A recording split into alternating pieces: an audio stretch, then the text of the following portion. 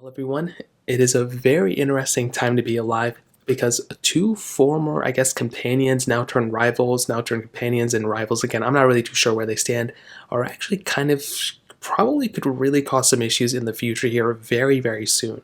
So basically, we all know Apple and Google. There's a lot of conflict, but a lot of comparison there. Some people like iPhones more, some people like Android. On the Google side more. But some people may not even know this, but Google and Apple do make a ton of money off each other. For example, Google pays Apple a lot of money basically to be their search engine of choice, or I think to stop Apple from making a search engine. And I'm sure Apple pays Google a lot of money for a lot of things too. There's a lot of, email applications and a lot of apps in general that Google uses on their App Store.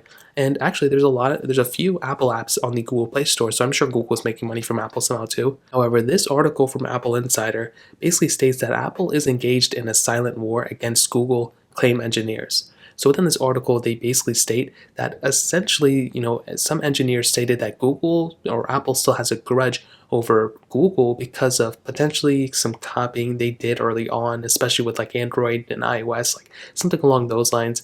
And then they kind of state further that, potentially Apple could go on somehow to make Google go away from, Apple and maybe restricting some of their applications or something along those lines.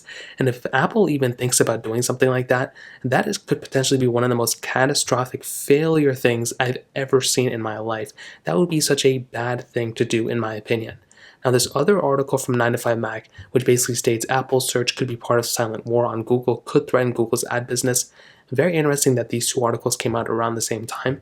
And basically within this article, they basically kind of corroborate stating that, Google does pay quite a bit of money to Apple, basically just to be their main search engine.